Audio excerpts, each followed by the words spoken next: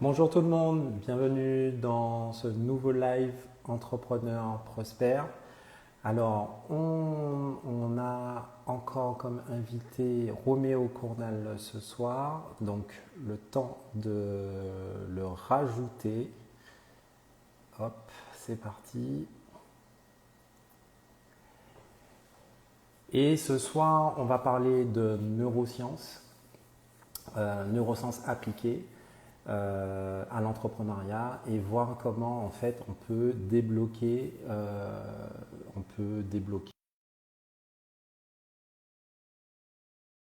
Donc Roméo va pas tarder à arriver. Vous allez pouvoir lui poser toutes les questions que vous voulez. Bonsoir Roméo, Bonsoir Fabrice, bonsoir tout le monde. bienvenue dans ce nouveau live d'Entrepreneurs Prospères. Oui, oui, Et oui, si oui. je ne me Ce- trompe pas, ce soir on va parler notamment de salariat, comment dépasser ses peurs en fait Ouais, quand on veut entreprendre et qu'on est salarié. absolument, absolument. Alors, est-ce que tu m'entends Je bien là? t'entends Parce que je... parfaitement. Je t'entends Ah, excellent, parfaitement. parce que j'ai dû enlever le micro. C'est ça.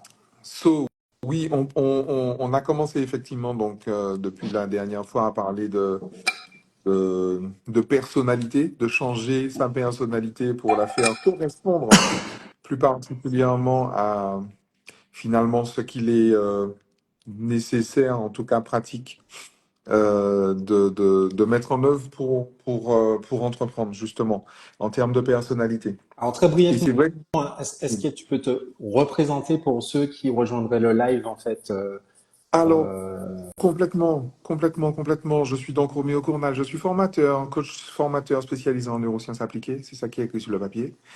Et je suis surtout donc le concepteur de la méthodologie neuro-émotionnelle. C'est un ensemble d'outils et de stratégies thérapeutiques et d'accompagnement qui permettent en fait d'atteindre ces objectifs 10 fois plus rapidement. Je mis 10 parce qu'il fallait mettre quelque chose, mais ça peut même aller plus vite que ça. D'atteindre ces objectifs personnels, professionnels, thérapeutiques, beaucoup plus rapidement et surtout sans rechute, sans tâtonnement et sans rechute. Cette méthode est bâtie sur justement, inspiré des neurosciences. C'est une application neuroscientifique, puisque j'enseigne des applications neuroscientifiques.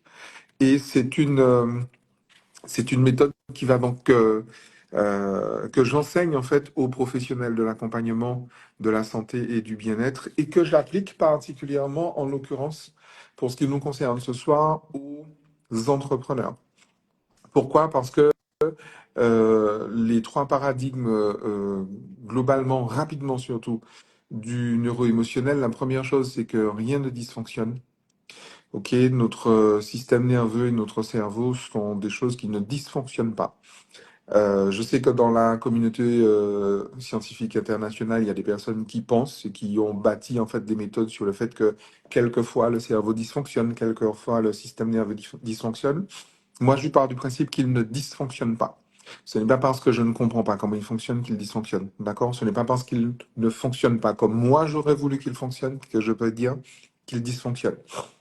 On est sur Terre depuis à peu près 200 000 ans, les humains anatomiquement modernes, et un système qui a passé 200 000 ans de crise, de pandémie, de cataclysmes et de guerre, et qui est encore là, n'est pas dysfonctionnel.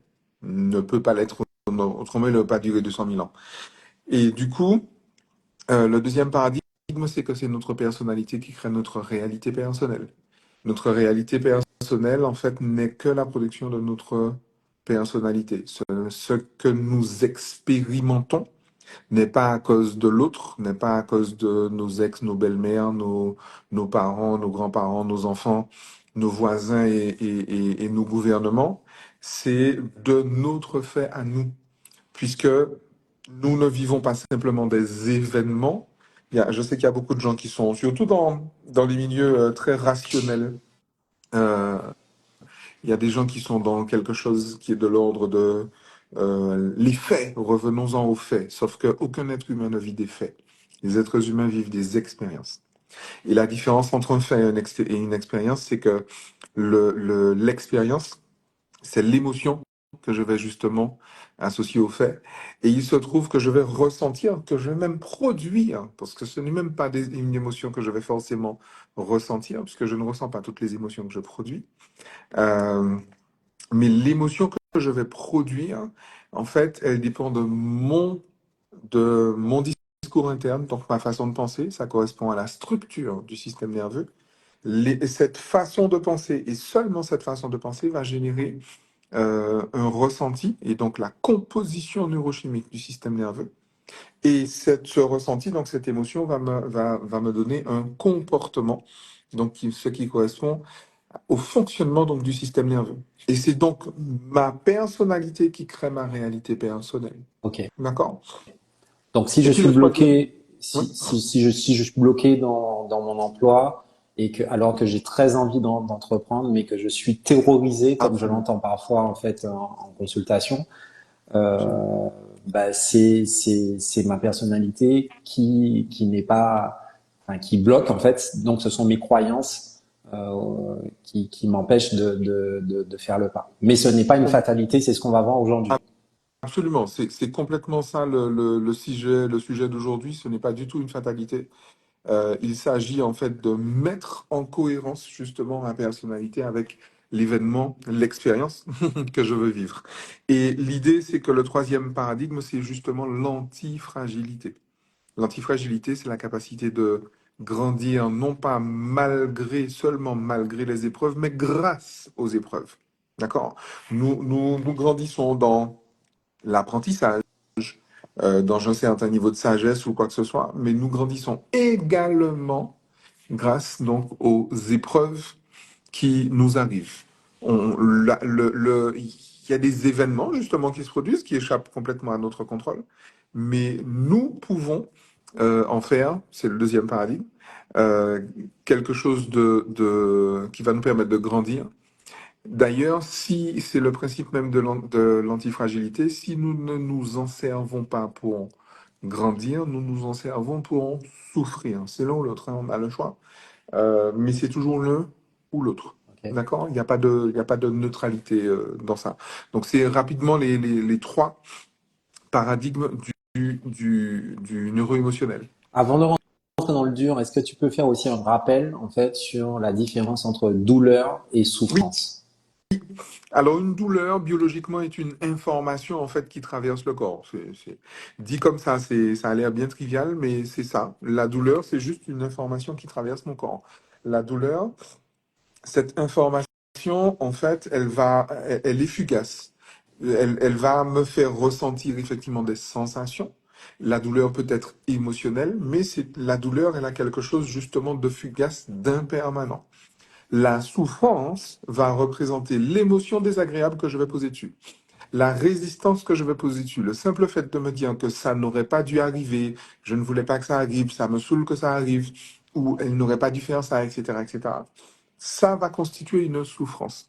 La particularité de la douleur, c'est que, je l'ai dit, elle est en fait évanescente à un moment ou à un autre, plus ou moins rapidement, elle disparaît. Par contre, la souffrance, tant que je ne change pas, justement, mon fameux discours, elle peut durer toute ma vie. La souffrance est une production de l'esprit humain. Ok. Certaines spiritualités, d'ailleurs, le disent depuis des millions d'années, hein, Donc c'est des millénaires. optionnel en fait, c'est facultatif la Complètement. souffrance. Ok.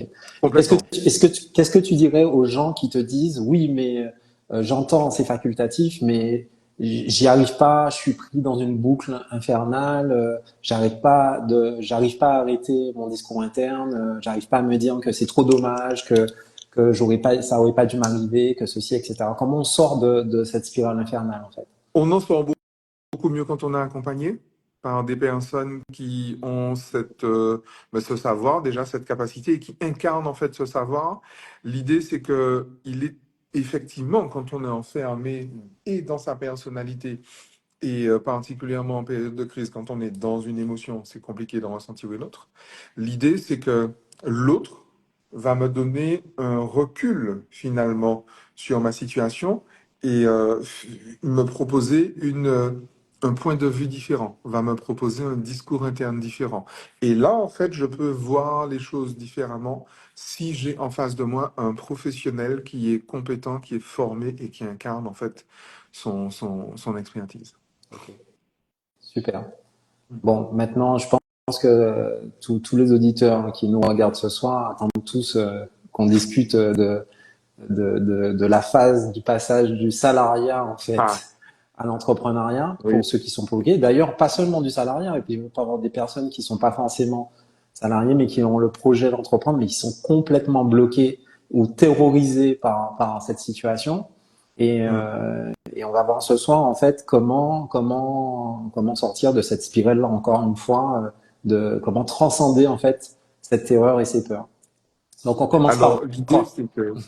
Alors déjà, on commence par rappeler une chose. Souvent, quand on quitte le salariat, en réalité, le projet que l'on a n'est pas un projet d'entrepreneuriat, mais un projet de libéral, en fait.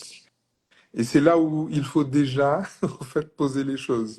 Il y a, j'invite vraiment les personnes qui ne connaissent pas le cadran du cash flow à lire Père riche, Père pauvre ou le cadran du cash flow de Robert Kiyosaki. Il y a quatre façons de générer des revenus: le salariat, le travail indépendant, l'entrepreneuriat et l'investissement. D'accord? Investissement, ouais. Ce sont quatre postures différentes. OK? Et il représente ça dans un cadran où il y a deux postures d'un côté, deux postures de l'autre. Et l'idée, c'est que déjà de façon très prosaïque, il faut bien se dire que, encore une fois, dans 99% des cas, les gens qui veulent quitter le salariat veulent en fait devenir des travailleurs indépendants. Et un travailleur indépendant n'est pas un entrepreneur. Alors certes, pas dans la posture en tout cas. Certes, il est à la tête d'une entreprise, hein, d'un cabinet, d'une agence. Ça peut être, je sais pas, un thérapeute par exemple, un comptable, un, un- un- même par exemple un DAF extériorisé, mais ça reste un indépendant. Et l'idée, c'est que le salarié et l'indépendant ont des points communs. C'est pour ça que c'est certainement le lien le plus facile, parce que c'est le plus proche. Le salarié et l'indépendant produisent en fait des revenus qui sont proportionnels au temps qu'ils passent à le générer. OK? Ils ont du temps. Ils vendent du temps, tout simplement. Ils vendent du temps. Quand un salarié ne travaille pas, il n'est pas payé, enfin, sauf s'il a des congés, mais d'accord. Mhm. Quand quand un libéral ne travaille pas, il n'est pas payé, puisqu'il n'est pas payé. Ok. Si je suis plombier et que je décide de partir pendant un mois en vacances, eh ben, quand je pars en vacances, je n'aurai pas de revenus, puisque mes clients ne me paieront pas. Et je l'ai vu très souvent. J'ai rencontré j'ai revu une copine de la fac, figure-toi, qui me disait, qui est coiffeuse depuis 15 ans, qui me disait qu'elle n'est jamais partie en vacances avec ses enfants. C'est violent, hein. Ah ouais. Ouais. Elle n'est jamais partie en vacances. Et c'est pour ça Parce que pour que, beaucoup, l'entrepreneuriat, c'est parfois pire en termes de temps clairement, que le salariat. très clairement, très clairement. Et surtout pour des personnes qui n'ont pas mesuré en fait cet effet-là, elles se retrouvent justement piégées, pour le coup, dans cette posture, qui encore une fois n'est pas une posture entrepreneuriale, mais une posture, en tout cas, oui, qui n'est pas une posture entrepreneuriale, qui est une posture de libéral. D'accord? Et ça, c'est extrêmement intéressant. Maintenant, quelles sont les, les différences finalement entre un salarié et déjà un libéral? Après, on va parler des entrepreneurs après. La grosse différence, en fait, c'est que le salarié, c'est assez curieux, hein. Un salarié, c'est quelqu'un qui est défini par son revenu. Ok. Un salarié est défini par son revenu. Donc, il travaille pour l'argent, simplement. Ok. Euh, c'est une première chose. Un salarié est beaucoup intéressé par des aspects de sécurité. D'accord? Un salarié, c'est quelqu'un dont on va récompenser la conformation, sa capacité à se conformer. C'est quelqu'un à qui dont on va récompenser le labeur et donc l'effort. Ok. Globalement, plus en fait je vais peiner, plus je vais être C'est rémunéré. récompense. C'est-à-dire que et la récompense est le salaire C'est et ça. le revenu. C'est ça qui est particulier. La récompense est le revenu. La récompense d'un salarié, c'est son revenu. Ok. On parle d'avantages sociaux, de machin, de tout ce que tu veux, mais ça reste du revenu. C'est ça. Ok. L'idée, c'est que lorsque pendant 5, 10, 15, 20 ans, on a un comportement, ce qu'il faut se dire, c'est que on a l'habitude d'être salarié. Donc, non seulement on n'a pas l'habitude d'être entreprenant, Indépreneur. Ouais. d'être indépendant, on n'a pas l'habitude, mais surtout, on a l'habitude de ne Ah, ouais. pas être. Alors, c'est pas une querelle sémantique, hein. Il faut bien que les internautes comprennent. C'est pas une querelle sémantique. Je n'ai pas dit la même phrase. C'est pas la même chose. J'ai l'habitude de ne pas faire. C'est pas que je n'ai pas l'habitude de faire, c'est que j'ai l'habitude de ne pas faire. Et ce qu'il faut comprendre, c'est que le système nerveux est un système qui est là pour maintenir une homéostasie. Le système nerveux, il a un seul objectif, c'est maintenir en vie le corps dans lequel il se trouve. Il n'en a pas d'autre. Être heureux, être riche, être en bonne santé, c'est pas son problème. Lui, ce qu'il veut, c'est être en vie. Et il se trouve que, imagine, ça fait 15 ans que tu es dans une boîte. Ça fait 15 ans que tu es salarié. Ou ça fait 15 ans que tu es même dans différentes boîtes. C'est pas un souci. Mais ça fait 15 ans que tu es salarié. Et donc, ça veut dire que ton système nerveux, pour que tu sois en vie aujourd'hui, il va se dire qu'il va reprendre ce qu'il a fait hier. Or, hier, tu étais salarié. Et l'idée encore, c'est quoi, hein? C'est que il faut que tu sois en vie demain. Et pour que tu sois en vie demain, il va faire en sorte que que demain soit comme aujourd'hui. Aujourd'hui, tu es salarié, donc demain, il faudra que tu le sois. Donc, le simple fait de vouloir changer une habitude dans un système nerveux est quelque chose de stressant. Le simple fait de le faire. Albert Einstein disait que l'habitude est la force la plus difficile à bouger dans l'univers. Et c'est complètement vrai. Et heureusement d'ailleurs. Hein. Heureusement, parce que autrement, ça aurait été plus compliqué de rester en vie.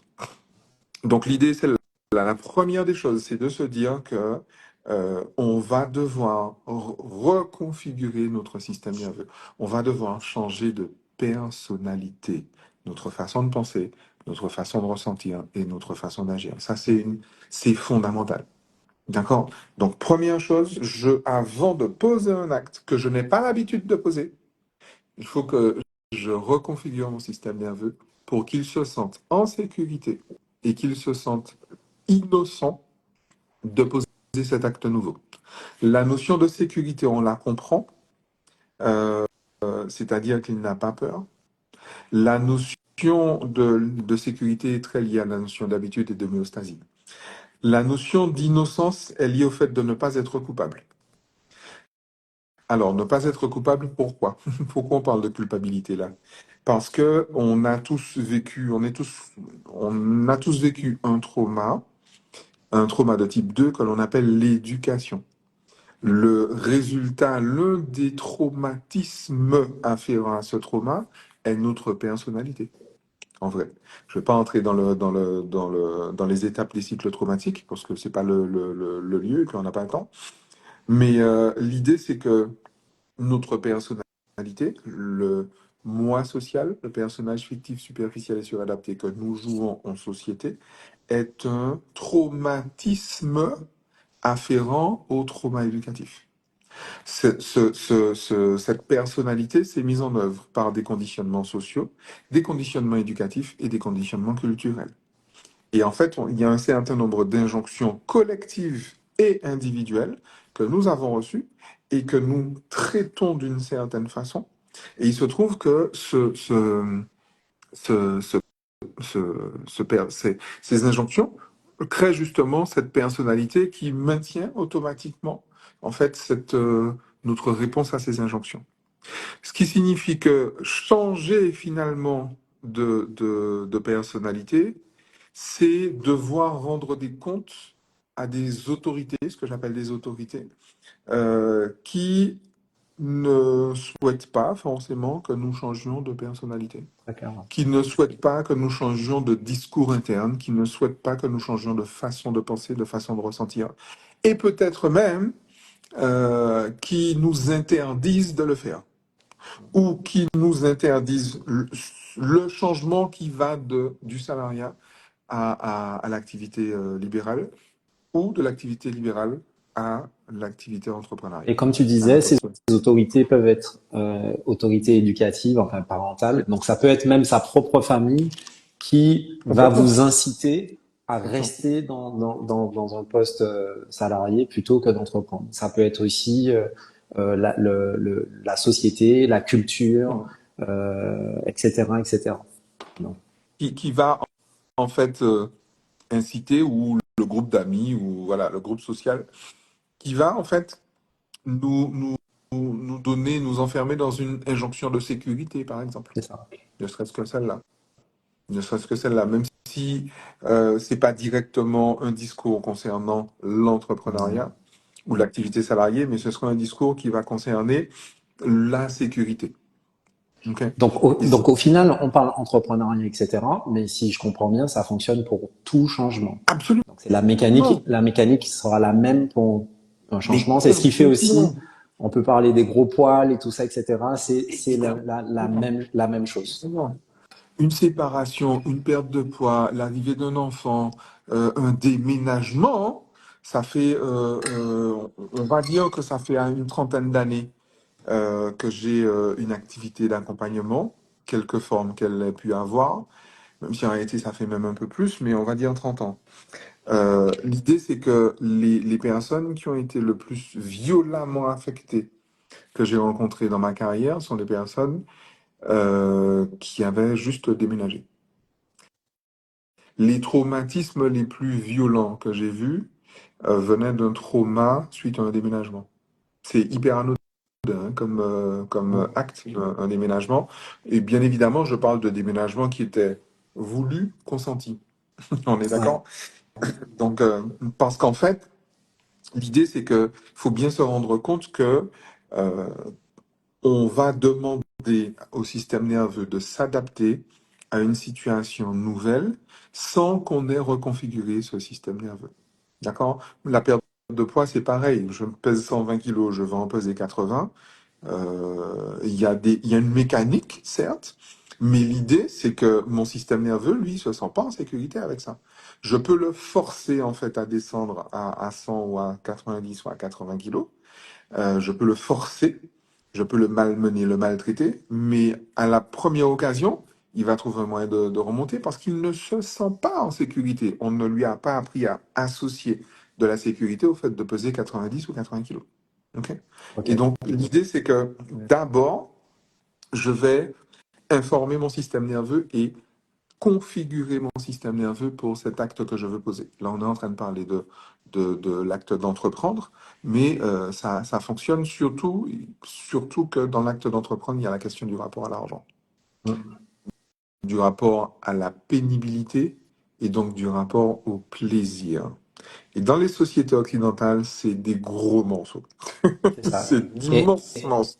Et encore plus dans notre société antillaise en fait. On a aussi des héritages en fait Absolument. On a culturels. forcément l'héritage colonial qui est post-colonial, qui a laissé. On est en période post-coloniale.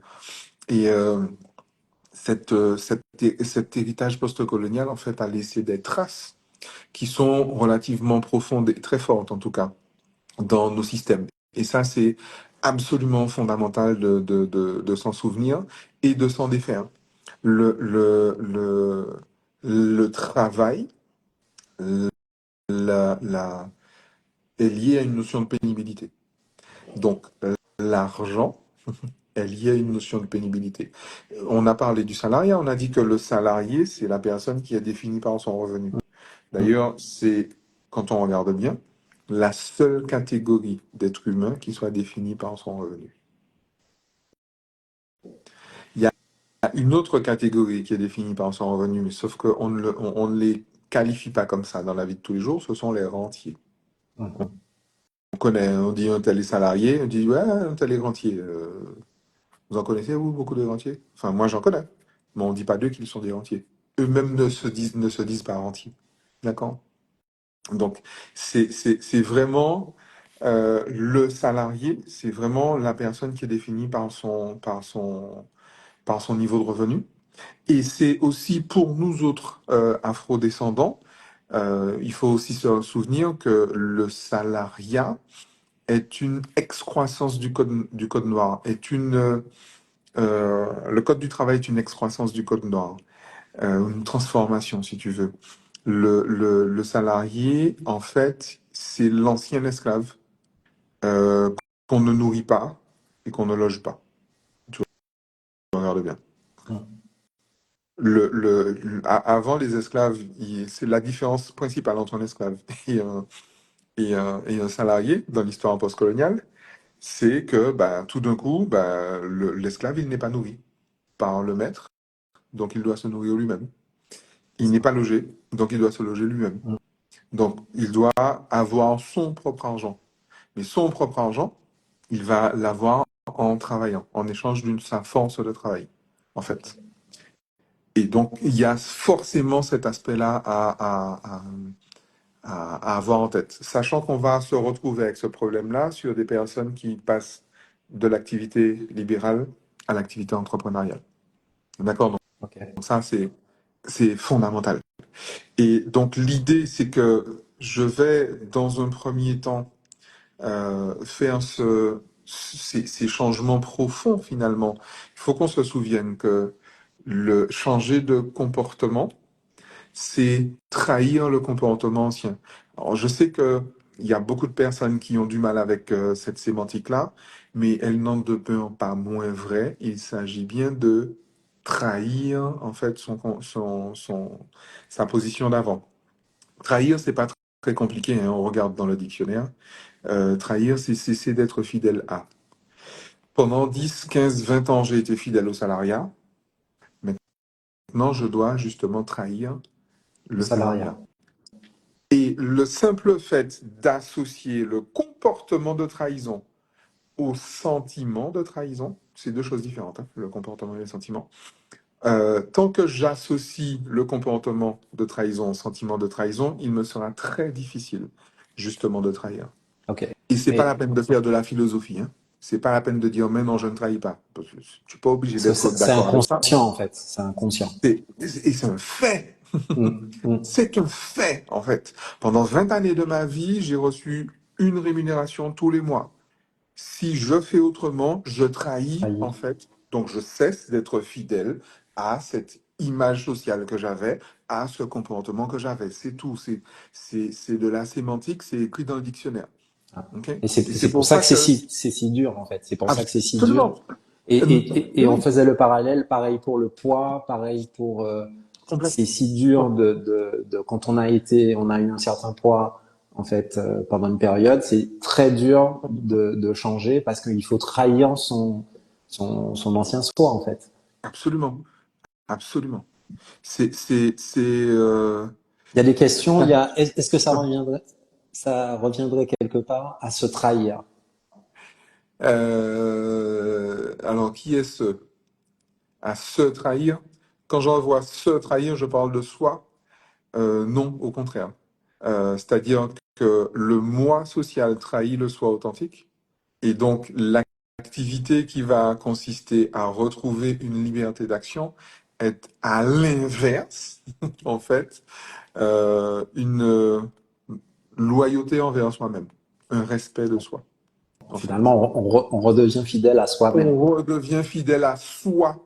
Voilà, En trahissant moi, je redeviens fidèle à soi. c'est ça. Donc c'est plutôt l'inverse en fait qui se passe, hein, et quand je dis ça, attention, je ne suis pas en train de dire que lorsque je, je deviens libéral ou entrepreneur, je suis en train de redevenir fidèle à qui je suis vraiment.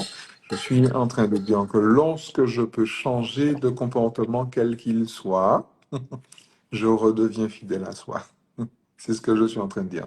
La capacité de changer de comportement, la capacité de quitter un comportement pour un autre, donc la capacité de trahir. Et c'est la raison pour laquelle j'appelle ça une compétence clé. Pendant des années, il y a des gens qui nous ont fait croire que la trahison était une blessure. En plus, une blessure de l'âme. Dans ma conception de la vie, une âme ne peut pas être blessée, mais bon, ça c'est une question de spiritualité, chacun la sienne. Mhm. Mais l'idée, c'est que, à force de dire que la trahison est une blessure, on a oublié on a simplement oublié que c'est un comportement. Et la trahison, la capacité de trahir, c'est-à-dire de cesser d'être fidèle à, est une compétence clé. On ne peut pas avancer dans la vie sans retrouver ce sentiment de sécurité, ce sentiment d'innocence à trahir. Et j'ai envie de poser les choses comme ça. Lorsque je deviens adolescent, je trahis mon enfance. Lorsque je deviens adulte, je trahis mon adolescence. Lorsque je me marie, je trahis mon célibat. Lorsque je divorce, je trahis mon couple. Lorsque je pars à la retraite, je trahis ma période active. D'accord? Et c'est pas, ne soyez pas étonnés si dans vos vies vous avez tellement du mal, vous avez l'impression que vous n'avancez pas. Ne soyez pas étonnés, en fait, de ça, si précisément pour vous trahir, c'est une si grande montagne. Trahir, c'est une compétence clé. Ok. Alors, je vois une question, je vais y répondre tout de suite. Est-ce qu'il faut faire des intégrations pour reprogrammer le système nerveux? Non. Et je sais que j'enseigne les intégrations, hein. Mais tu vois, le problème avec le développement personnel, c'est que on est tombé dans une espèce de facilité. J'ai un souci, je fais telle chose et puis ça va changer. C'est pas comme ça que ça se passe, les gens. C'est pas du tout comme ça que ça se passe. Dans la stratégie justement neuro-émotionnelle, l'intégration, c'est ce qu'on fait en dernier. Donc c'est pour ça que lorsqu'on me dit est-ce qu'il faut que je fasse une intégration, non, n'en fais pas. Très clairement, n'en fais pas. C'est limite, j'ai envie de dire, comme disent certains entrepreneurs, c'est comme une levée de fonds. Ne lève de fonds que si tu n'en as pas besoin. C'est une école. Et donc l'idée, c'est que en fait, tu dois pouvoir y arriver même sans intégration. L'intégration ne va faire qu'accélérer le processus. Mais il y a tout le protocole neuro-émotionnel que tu fais avant d'intégrer. D'accord? Et puis il faut arrêter avec ces histoires d'outils là. L'outil ne fait pas le coaching, l'outil ne fait pas la thérapie, l'outil ne fait pas changer. Ok. La stratégie, en fait, fait changer.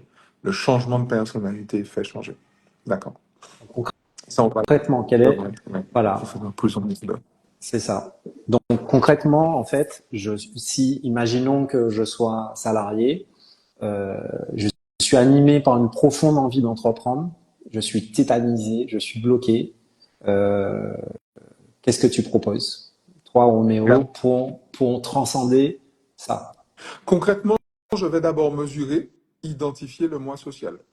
Et comment je fais ça? Je vais justement mesurer l'impact des messages contraignants sur mon comportement.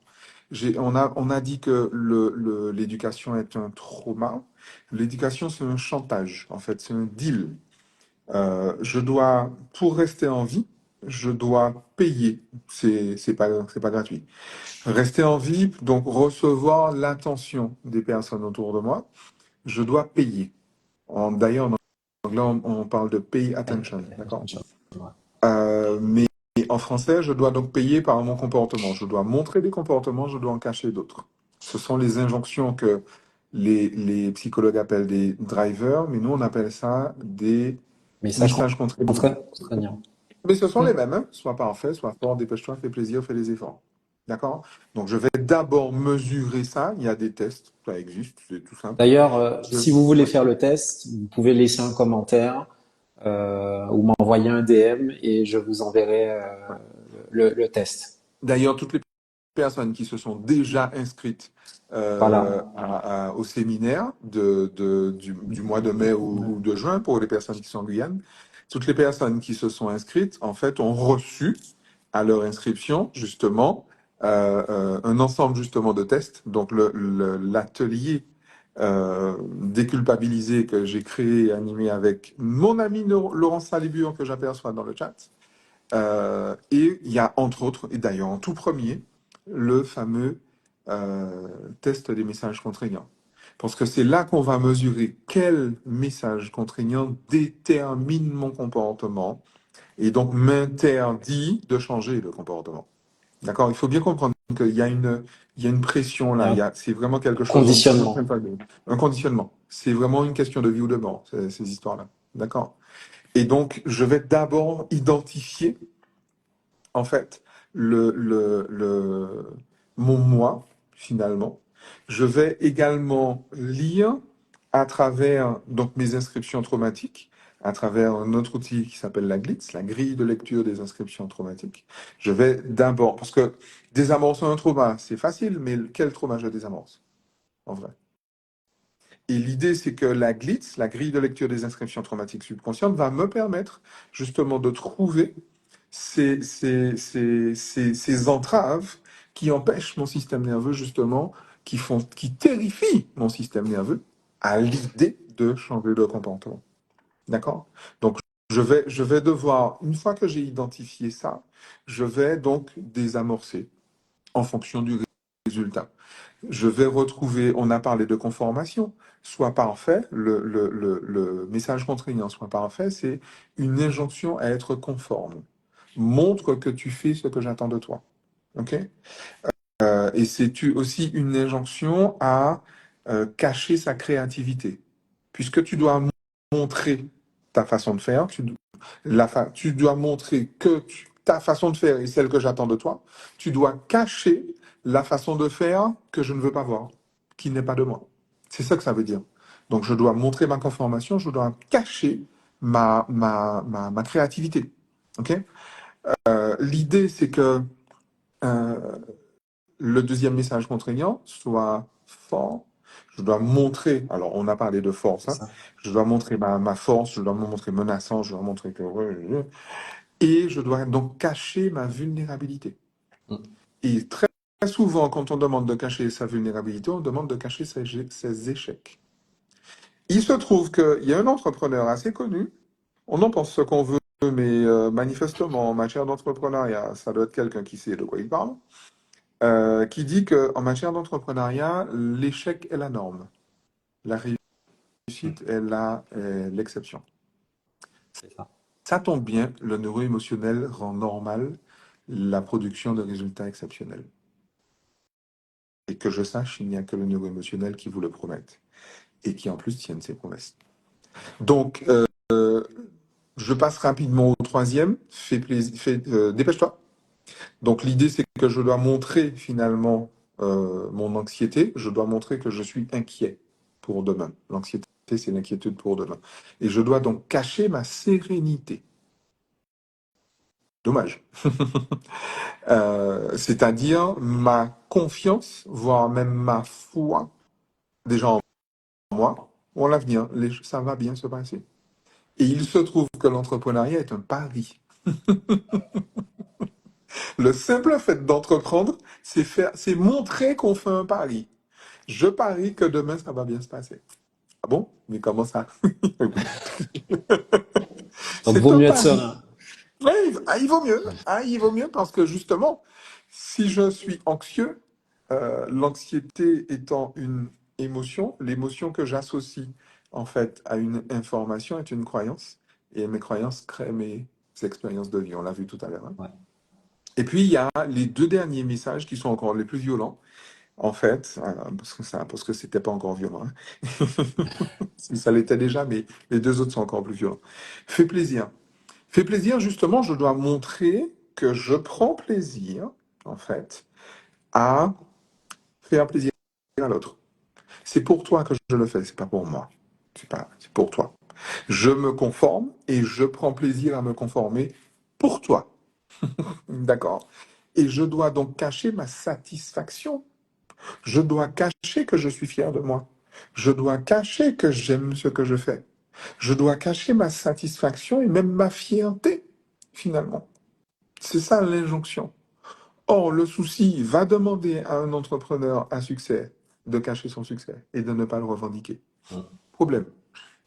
D'ailleurs, juste entre parenthèses, pour les personnes qui sont en burn-out, pour les personnes qui sont même dans leur vie personnelle, dans des schémas de perversion narcissique ou dans des schémas de relations toxiques, quels qu'elles soient, sachez que ça vient de là.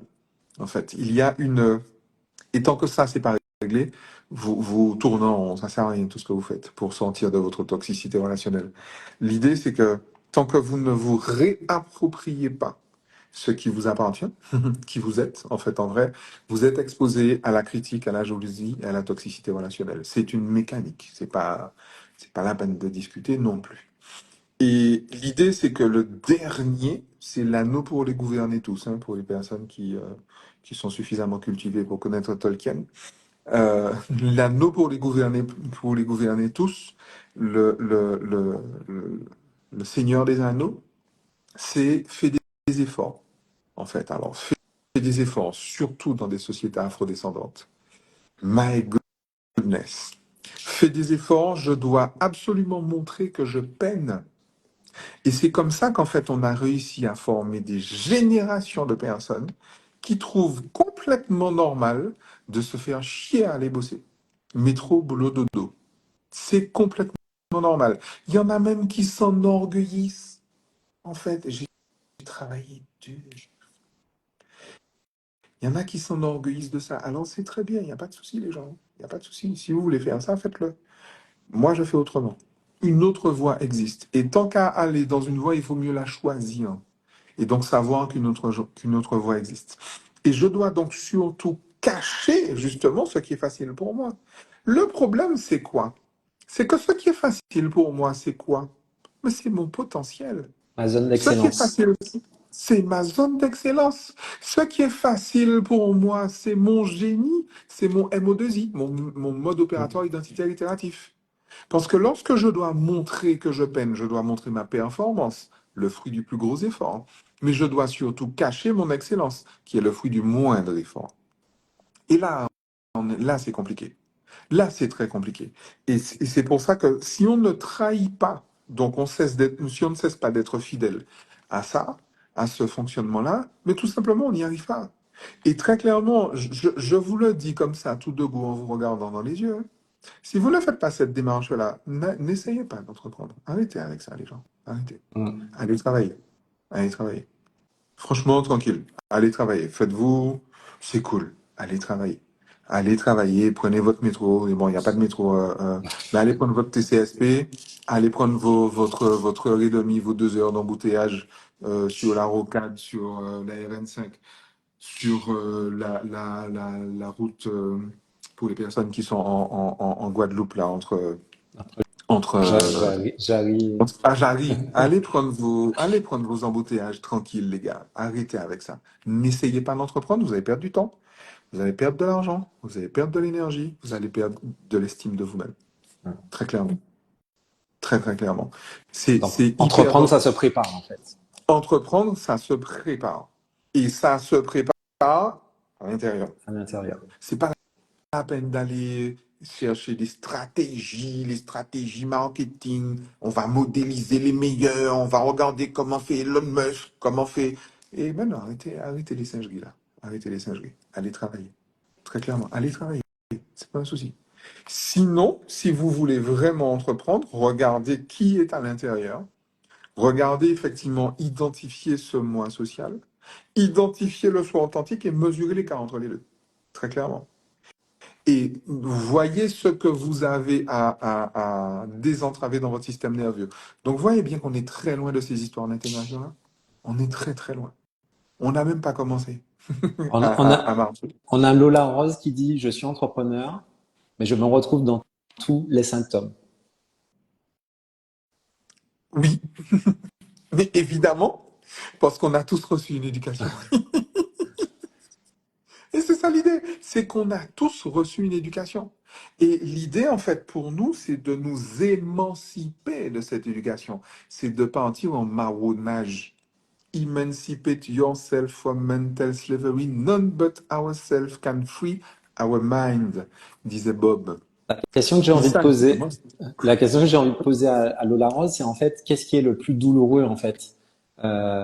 justement elle ou il qui est dans l'entrepreneuriat et qui se retrouve dans tous les symptômes? Est-ce que c'est fait des efforts? Est-ce qu'elle a l'impression de trimer en fait pour peu de résultats? Et émotionnellement, comment tu te ressens en fait? Alors, C'est vrai que ça pourrait être on a intéressant aussi, on a à voir. aussi Newman qui dit, je comprends pourquoi je suis bloqué. J'ai peur de ne pas avoir l'argent. Je doute de mes capacités. J'ai l'impression que je ne maîtrise pas mon domaine.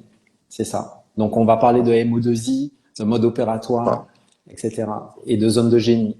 Et puis, Et bon, alors, en fait, tu sais ce qu'il y a de particulier avec le neuro-émotionnel? C'est qu'en réalité, quand il dit j'ai peur de ne pas savoir, c'est ça?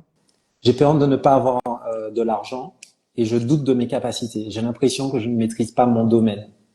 Alors, Syndrome de comment l'imposteur, etc. ah, le voilà de retour. Comment il s'appelle, tu m'as dit? La personne qui est Oui. tiens, c'est Newman Décor.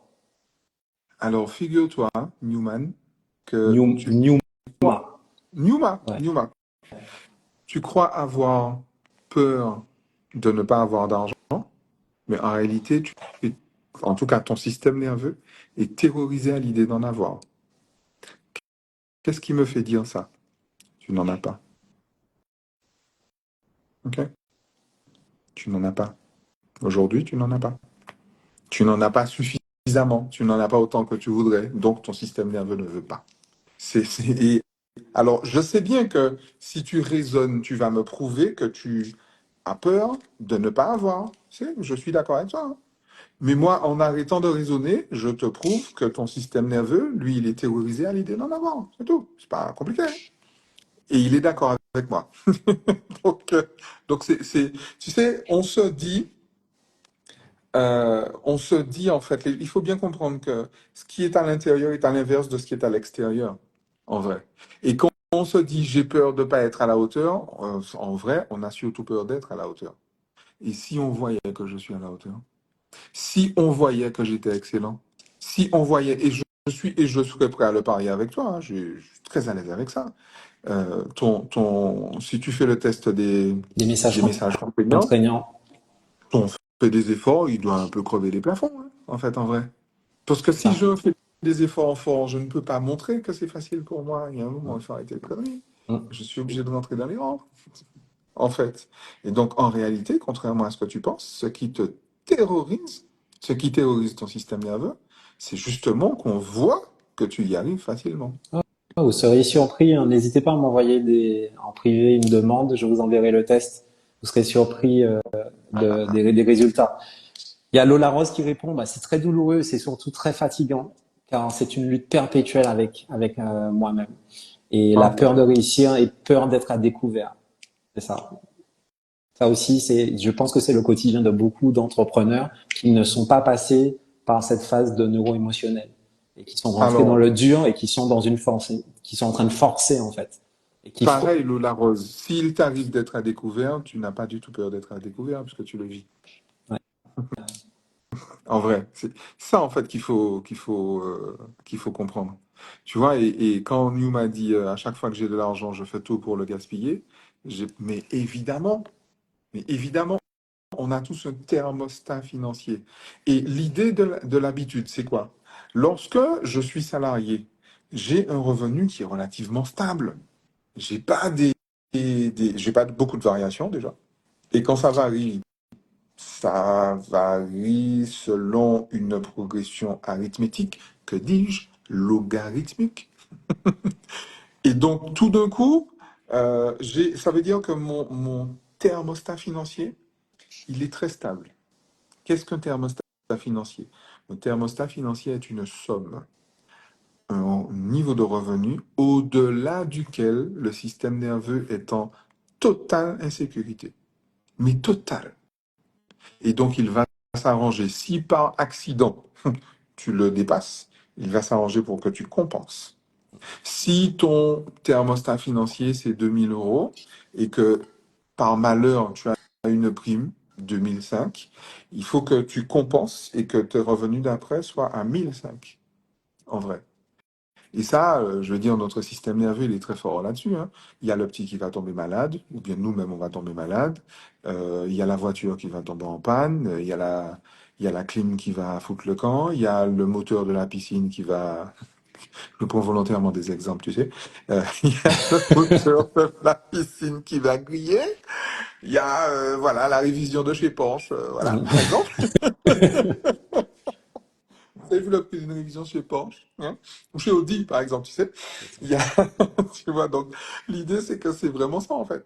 Et là, en fait, mon système nerveux va réguler, en réalité, ma réalité, tout simplement. Parce que c'est ça, ma réalité. Et l'idée, et tu comprends encore que si, tant que alors l'idée, c'est pas, en tout cas, je ne travaille pas comme ça. C'est pas d'exploser le plafond de verre. L'idée, c'est de le rendre mouvant, en fait. C'est d'enseigner La à mon capacité de système nerveux. choisir, que je peux choisir. Pareil, Encore une fois. pareil, pareil. C'est exactement ça. C'est juste la capacité que j'ai de, OK, j'ai dépassé, mais tout va bien. Oh, c'est cool, c'est cool. J'ai l'habitude de gagner 2000 aujourd'hui, j'ai gagné 3000. Bah, ça va, c'est bien. Tu vois, je suis encore vivant. Ah, bah, c'est cool. Donc, je peux gagner 3000 alors. Bah, c'est cool, je peux gagner 3000. C'est ça, en fait. Sauf que l'idée, c'est qu'il vaut mieux faire ça avant. Parce que déjà, si ça arrive, le plus souvent, ça n'arrive pas parce que le système nerveux est terrorisé. Si le système nerveux ne fait que culpabiliser, ça peut arriver, mais il va réguler. Donc, quand ça arrive, je vais justement lui apprendre à se sentir en sécurité avec ce nouveau niveau de revenu. Mais si ça n'arrive pas, justement, et ça, une glitch va pouvoir me le faire repérer, il y a des choses que je n'arrive pas à faire. Je veux les faire, mais j'y arrive pas. Pas compliqué. Je mets le temps qu'il faut, je mets l'argent qu'il faut, je mets l'énergie qu'il faut, je mets le focus qu'il faut, je mets même la discipline qu'il faut. Hein, Madame Salibur, je mets la discipline qu'il faut, et pourtant, je n'ai pas le résultat. Et ce qui est d'autant plus violent, c'est que je vois mon voisin qui n'en branle pas une, et qui, lui, il déchire tout. Tu fais, voilà, il y va comme ça en dilettante, et lui, il déchire tout, en fait, en vrai. Normal, normal. Et l'idée, justement, pourquoi est-ce qu'on vous propose ce séminaire-là? Le séminaire, vous l'avez vu, en tout cas, c'est sur la page d'accueil du séminaire. Euh, Fabrice vous remettra le lien. Le lien. Ce n'est pas du développement personnel. On est là entre gens sérieux. On ne fait pas de développement personnel ici. Je fais du neuro-émotionnel. Je ne fais pas je fais dans les neurosciences. Je ne fais pas On est de dans le dur, on est dans la chair. On est dans la viande même. L'idée, on est dans la viande. Et en fait, le truc, c'est que on va justement vous proposer de voir ce qui bloque, ce qui terrifie, ce qui entrave le système nerveux. On va désamorcer ces conflits-là et on va proposer justement au système nerveux d'élargir la chose. En fait, on va juste élargir la personnalité. On va lui donner un discours interne différent. On va lui apprendre à se ressentir différemment et donc à fonctionner différemment. Et à la fin de la toute fin, de la toute fin, de la toute fin, de la toute fin des choses, on va mettre en place une intégration qui va juste stabiliser la nouvelle personnalité. Elle ne va pas la mettre en place. Elle va juste la stabiliser. Voilà, c'est pour ça qu'on va passer 2 jours ensemble, en fait, en totale immersion pour pouvoir faire ce travail-là, qui est vraiment un travail intense et qui porte ses fruits, hein, en fait, hein, réellement. Et voilà. Et après, c'est à vous de jouer pour entretenir, en fait, ce qui aurait été gagné, en fait, pendant ces 2 jours. Clairement, clairement. Voilà. Pendant ces 2 jours-là, on va justement reconditionner le système nerveux. Il y a un certain nombre d'images qui ne sont pas des images subliminales du tout, c'est juste des images qui sont violentes. Elles sont violentes pour votre système nerveux, mais pour moi, elles ne le sont pas. Parce que ces images qui sont violentes, en fait, c'est les endroits où j'habite. Donc, le système nerveux trouve ça complètement normal. On va utiliser des ondes alpha, on va utiliser des brainwaves pour justement stabiliser les amygdales, pour que les choses puissent les nouvelles informations puissent être accueillies en fait de façon agréable. Vous savez, en fait, l'apprentissage, et on va finir là-dessus, en fait, Mm. apprendre quelque chose, ma définition de l'apprentissage, c'est affecter une émotion agréable à une nouvelle information perçue. Je vais apprendre des choses nouvelles, donc il faut que je sois dans des circonstances agréables pour que mon système nerveux associe le plaisir que je ressentais à ce moment-là à la première fois que j'ai entendu ces informations. Et c'est pour ça qu'on vous propose ce programme, ce séminaire, dans des circonstances, dans des relatives conditions de confort. On est vraiment Clairement. dans un certain confort. On est bien, on est zen, les gars, on est cool. On a mis En toutes les Martinique, là, conditions, voilà, voilà. pour que tout le On monde est soit à à la Tour l'aise. Lumina, on est Là, aussi bon, on est bien. On mange bien, on discute, on est entre gens sérieux, on est entre gens cool, on est entre entre gens gens ouverts et entre gens motivés et aussi, entre puisque gens totalement happy. qui ont tous en fait un objectif commun, Clairement, qui est justement de clairement. faire bouger, de reprogrammer leur cerveau à la prospérité. Très clairement. Et surtout si en plus il y a des personnes qui reparticipent en fait à ce séminaire. Parce que précisément, ben, c'est des personnes qui ont vu les résultats. Je vois les résultats. Ça va être la 6e fois, je crois, ou la 7e, je sais plus, que je fais cette session et je vois très bien, hein, comme quoi c'est arrivé à maturité, les résultats qu'ont produit les personnes qui ont participé en décembre. C'est phénoménal. Ouais, Et puis c'est vrai aussi qu'il y a un suivi derrière, et il un y a suivi. l'académie derrière. Et ça, en fait, ça change tout. Le fait qu'il y a un suivi, ça change vraiment tout. Alors, il y a Lola Rose qui pose la question. Alors, le séminaire a lieu en Martinique, en Guadeloupe et en Guyane. Alors, pas en simultané. En Martinique, c'est le week-end du 24-25 mai 2025. En Guadeloupe, c'est la semaine d'après, c'est 31 mai, 1er juin.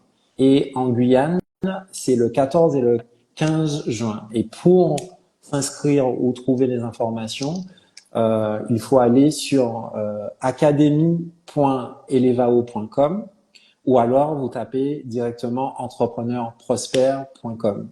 Et sinon, les informations sont dans ma bio.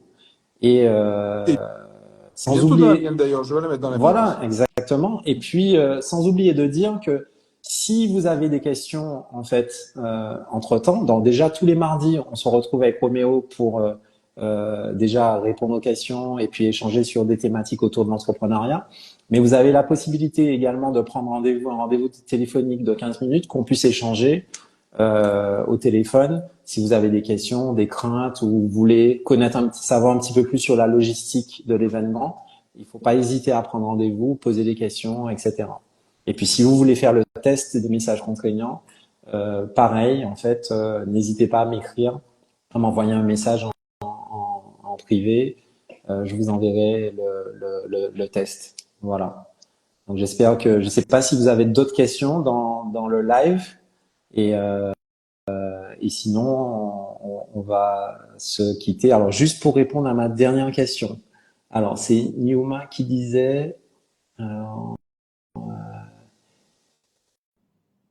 quand j'ai de l'argent, j'ai l'impression d'avoir du pouvoir, je gaspille tout, j'attends 3 semaines anxieux, car le plaisir est immédiat, ça me donne de la dopamine. Est-ce que c'est bien ça la question?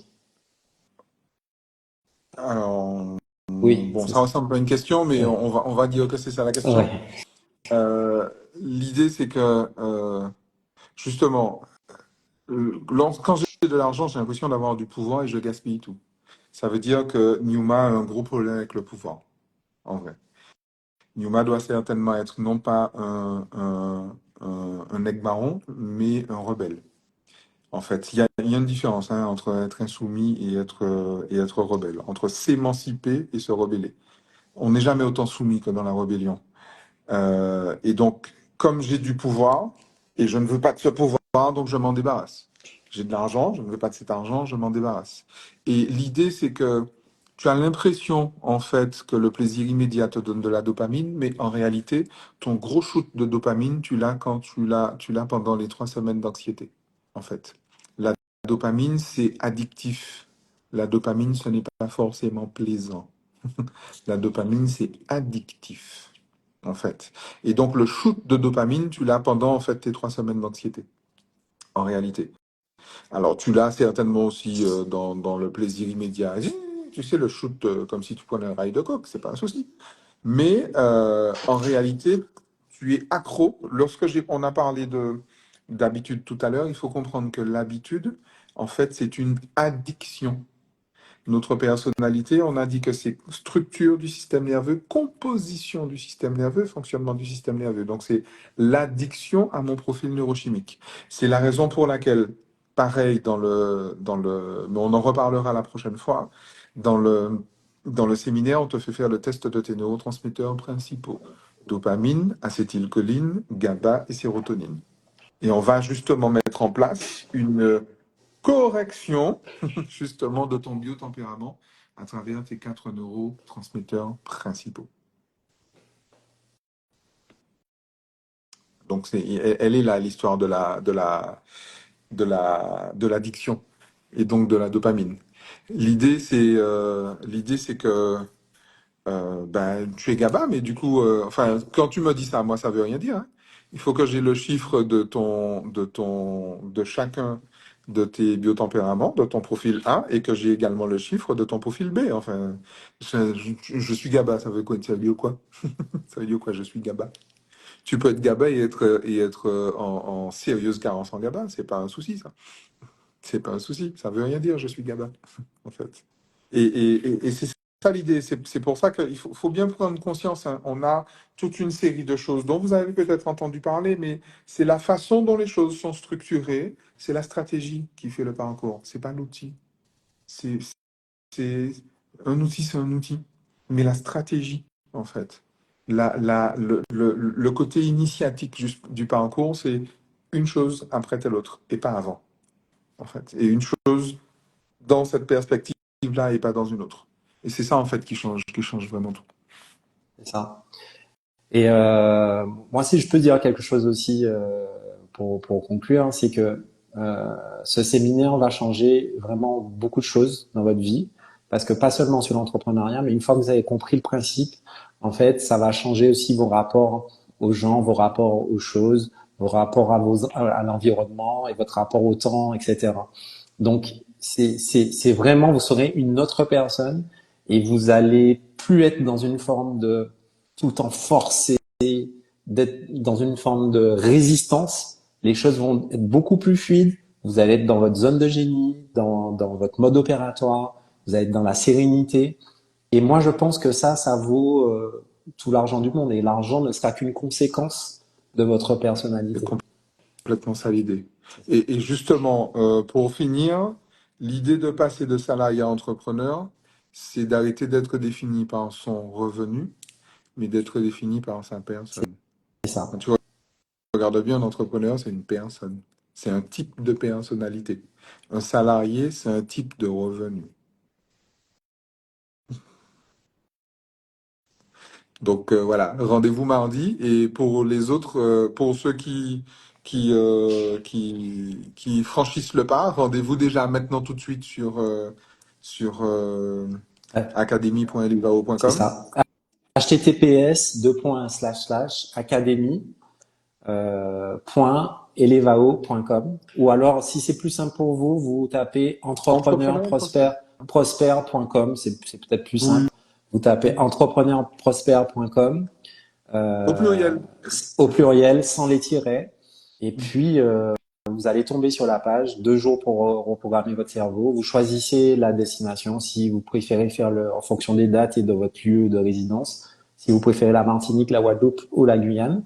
Il y a même Et quelqu'un qui a prévu de faire les deux, qui a prévu de faire et Guadeloupe et Guyane. c'est ça. Donc, franchement, on a de tout. Il y en a qui en refont, il y en a qui, enfin, donc c'est, c'est voilà. Donc, euh, donc voilà. Et sinon, encore une fois, si vous avez des questions, n'hésitez pas, parce que on conçoit que on est un peu à contre-courant de tout ce qu'on voit en fait sur Internet, mais ça fonctionne. Donc, n'hésitez pas à poser des questions.